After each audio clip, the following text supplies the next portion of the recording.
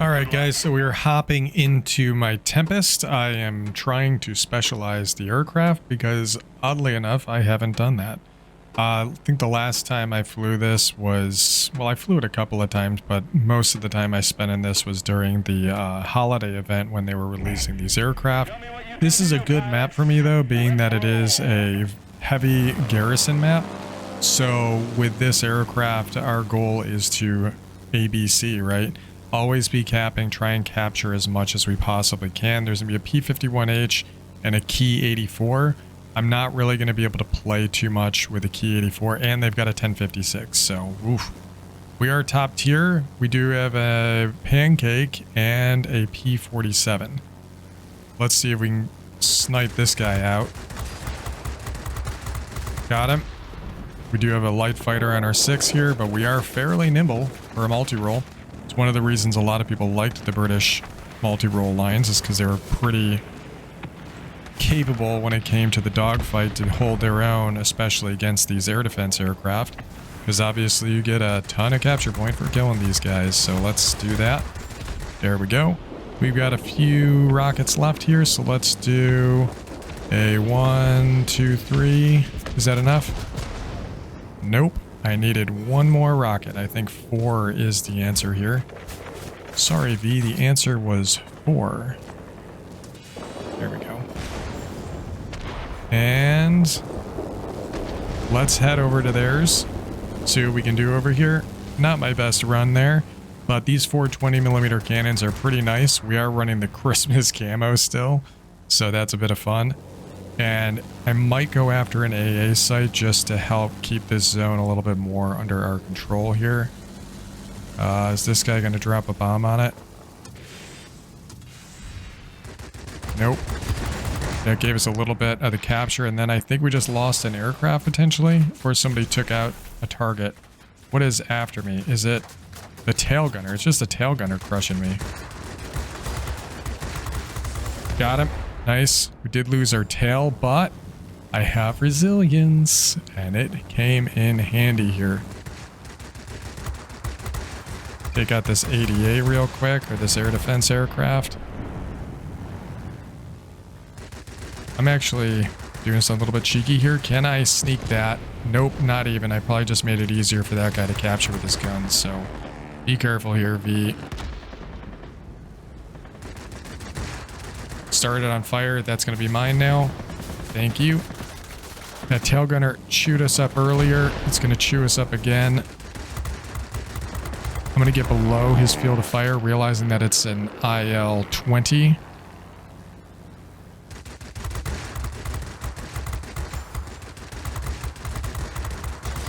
There we go. We need to build up that passive regen, and let's start heading towards the mid. Always be capping. The reload's pretty dang quick on this aircraft. I'm not sure what it is, but I'm thinking it's sub 100, that's for sure. Either 90 or 60 seconds. That's like a huge tussle up there. Do I want to engage with it? I mean, it's ill-advised, but it's probably more entertaining.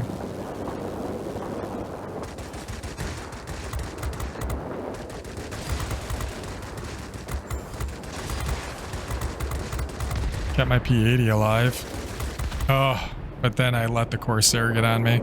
Was just trying to help a buddy, man. Well, it does put us in position to try and recapture a zone, so let's get over there. Bust a move.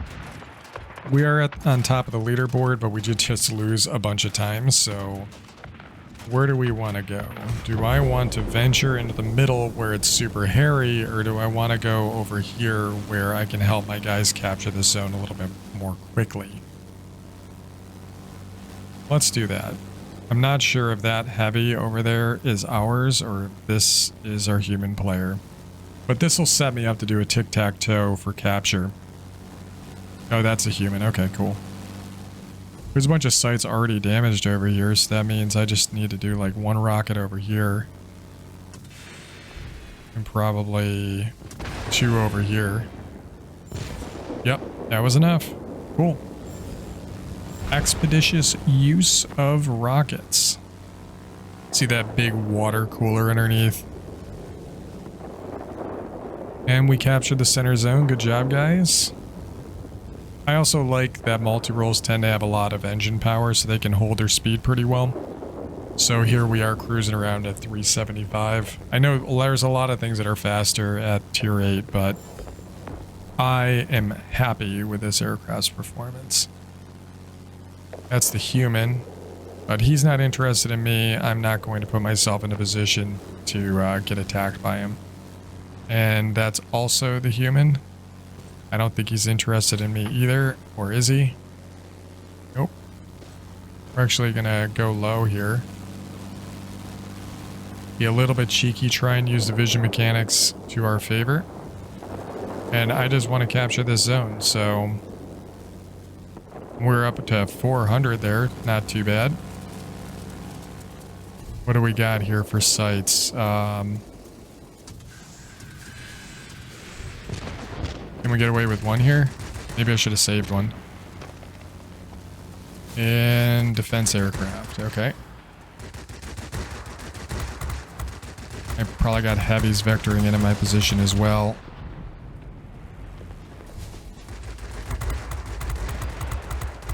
Pretty good, he's on fire. You gonna burn out? That was my hope. Yeah, I did. Haha! Nice. And 31 seconds. So yeah, it's a 60-second reload on the rockets, so pretty good. It's a 60-second reload on the bombs as well, but that's only 2 targets. If we're careful about it and some things are just damaged, you can spread them out more of the rockets. I haven't been a big appreciator of rockets in the past because I felt like they took too much concentration to use properly, but you know what? My weakness shouldn't be a good reason for me to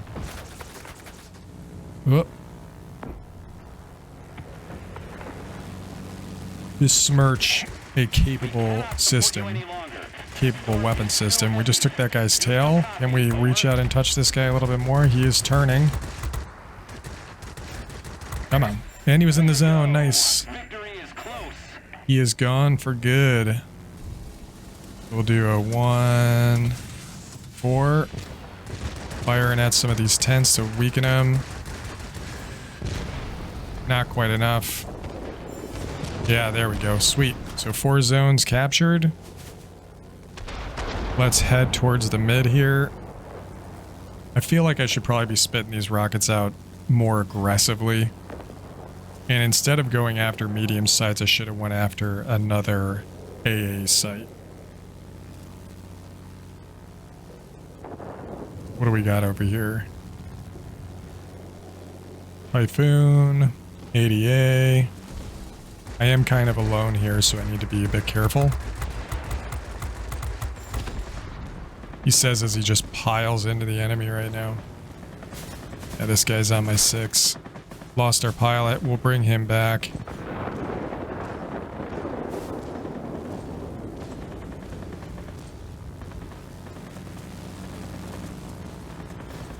We got him to break.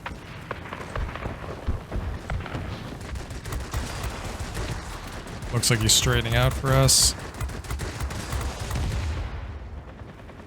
Let's do a 1, 2, 3. Good. And yeah, solid battle for us. We'll throw out the GG. We managed to get Conqueror, and we did die at one point, which is unfortunate, but Flying Raider as well as a Vanguard and a grade, what is that, a grade 3? Not too bad, but still not specialized, and I do like this aircraft. I remember when this was released, I said, you know what? This feels kind of like I'm flying a Corsair, but British, and it gets a little bit more maneuverability, but sacrifices some speed. Did I just get my weekly crates? Oh no, that was for the event that's going on. Nice, I forgot that this even existed. So, we actually were able to secure 540 capture points, and we captured 5 different sectors. We took out 8 ground targets and 10 air targets. If I didn't die and get too aggressive with those aircraft and just kept on with my ABC method, this would have been a Gabreski, right? So just something to bear in mind here that I made some mistakes here. For my crew setup, I have been kind of following my previous builds that I've been showing you with the kind of these core skills, and I've amended it a little bit. You see, this is only good if you're building something that actually has engine and aircraft maneuverability performance increases. If you're building a tank build, this obviously doesn't make as much sense. You would want to go with Protection Expert, and I've actually done that on some of my multi-roles, believe it or not. But as for Aerobatic Expert, at this point, I don't see a reason not to take it. I think it surprises me at how much it actually increases the feel of the aircraft in flight, even if it's not a maneuvering platform. But it might not be a necessity all the time, but Resilience has just been a nice little perk, and I've been finding that in certain instances, it's actually activated more than once, even though it says it's only once per sortie. So that's a little bit weird. I wish I would have realized that I actually had Firefighter on this from when we got lit on fire earlier. I could have just put out the fire with a maneuver. Usually you have to incorporate a bit of a roll as well as kind of twisting the plane. So you're going to want to rotate the plane with an aileron roll and pitch up at the same time, so you kind of do a barrel roll, and then that puts the fire out. Usually activates pretty quickly before you even finish the first rotation, so it's a nice little skill to have. So what do we get with our equipment here? So I have gone with kind of a very balanced build with this. We are running the gun sight, the lightweight wing frame. We are also running the uprated engine. Uprated engine, I think, is better for lighter aircraft. It's probably more for heavies to use the boost injection or the turbine, but your mileage will vary depending on how much you've rolled for boost and what that aircraft's kind of spec is for. And obviously the F7U, we have a full speed build on it. But with this aircraft, there's not a ton of options. I think I will opt to put on polished skin, believe it or not, because that will allow us to be able to get the speed back in the dive. And I think energy management's always important, and it's nice to have the capability to just drop in the nose and going. The thing is, with the airframe category for options you can use, everything's going to reduce maneuverability with the exception of lightweight wing frame or speed. So it's either reinforced skin, reinforced airframe, or it's polished skin. And if you are going to be running one of the traits that increases a set of stats for like aerodynamics or protection expert, you kind of have to choose your build almost around that. Like, am I going to put the effort into keeping the crew safe and alive, or am I going to put it into being able to go fast and maneuver? And if I were to throw on here either reinforced skin or reinforced airframe, I've now put myself in a position where I'm reducing the potential effects of aerodynamics expert while lightweight wing frame and polished skin pair well together with this type of skill loadout, as well as benefiting my uprated engines. So that's why my head's where it's at with that. It also means that for the outboard weapon, I think I'm actually going to go for aerodynamic pylons because, again, it's holding true to what I'm getting with aerodynamics expert. So that allows me to be able to kind of throw more of a speed-oriented build onto this. And like I said, the speed isn't bad. 453 at tier 8 is pretty good. And just to draw some comparisons, because I think that's fair, is if we look at like tier 8, let's take a look at the Spitfire. Spitfire's 453, the 1056 is 486, and granted that's a heavy, and we're still in the Brits, but like look at something like the BVP 210, 484, or 469 rather. So obviously this is more of an air-to-air type of aircraft, but let's see, can I find a Corsair F2G here? 540, oh shoot, take it back, 488, but yeah, as you can see, we've we put a bit into speed, and I'm looking at this now, and I'm looking at what I just said, and I'm like, you know what? I really need to heed my own advice here with my builds, and you should be an upgraded engine. Do I even have one? Yeah, I do. This is going to cost me. I'm not even sure I got enough parts for this. We got enough parts for one. We can't do it again, though. This is why I don't have any parts, guys. I'm constantly changing my mind on builds. But that also means I need to reset my skills, right? And with resetting my skills, there we go. And we're going to go with the upgraded engine. There we go. And we're still at a 459. So we're not a total speed build. We're kind of a speed / maneuverability build here. But it puts us, we'll probably be close to this with our setup once we specialize the platform, which is the goal that we were going for. And the upgraded engine is less about top speed and more about maintaining existing speed. And with the distances you need to go with a multi-role in order to be capping constantly, this affords you the opportunity to get to those other sites and do what we did in that battle. And I think I went over it, but I'll talk about it again, is that we were able to go after and capture 5 different sectors in a relatively short amount of time and get a decent amount of capture points. And that's what you really need to be doing in this game in order for you to keep up with things like those overpowered bomber pilots. Because I'll be honest, at tier 8, a B-29 is a massive pain in the butt, but it's mostly because you feel like you have to counter it. If you're in a multi-role, you should be able to capture a zone in about the same amount of time it takes a B-29 to get to a zone and then drop its munitions. And with the reload time on this aircraft, you're almost always going to have your ordnance back either at the beginning or the end of your engagement with the ADA, so that way you can engage those aircraft and take them out. Now compare that with the B-29 that has to essentially tank the flak, hope that it doesn't get shot down by somebody, especially when it's weakened, and then drop its payload and get to each side of the sector. It just takes a long time for it to do its job, but an effective multi-role can outcap a B-29 if they're very careful about it, if they pay attention to what they should be doing. And obviously, if you get countered, it's a massive pain in the butt, but you can say the same thing for the B-29. And if you're a heavy, please kill the B-29 for me, so that way I can go and capture all these zones that he's been getting. But anyways, hopefully you guys enjoyed taking a look at this battle in the Tempest, but I'm going to do a brief history on this aircraft as well, because it's actually kind of interesting as well.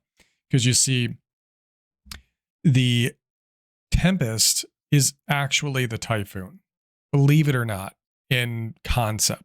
You see, what happened is that the aircraft designers took a look at the Typhoon and they wanted to make a Typhoon 2 that changed its wing shape and changed the angles of they wanted to make it faster. So essentially they wanted to skinny down the wings compared to, let's just do British here, compared to the Typhoon. See how fat the wings are? They said, okay, we want to change the rake on the wings. We want to make them much skinnier.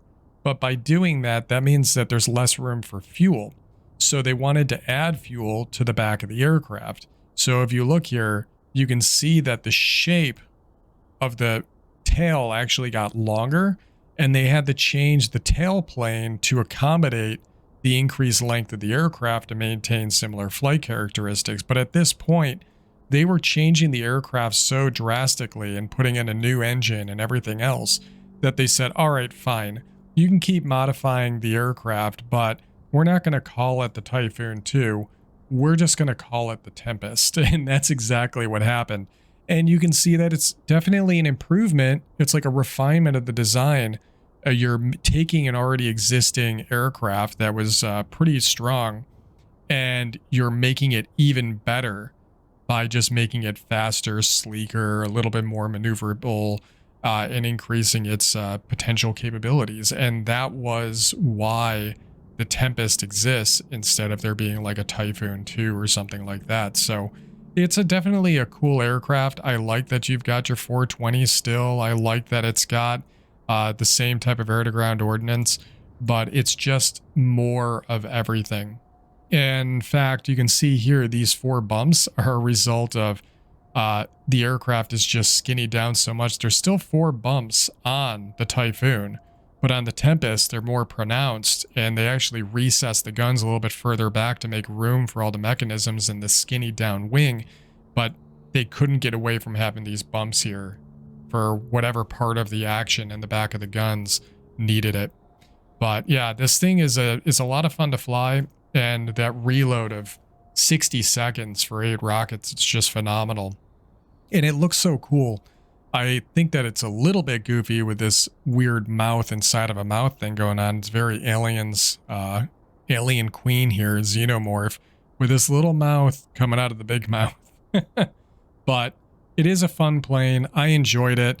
Most people enjoy a lot of the British multi-rolls with the exception of the Seahawk, but I'm going to try the Seahawk out again and see if I can find some redeeming qualities in it, as well as trying out some different build configurations to see if I can make it a little bit more pleasurable for those of you that are grinding it, because the Hawker Hunter is a definite benefit at the end of the tech tree. But hopefully you guys enjoyed today's video, and as always, I'll catch you on the next one.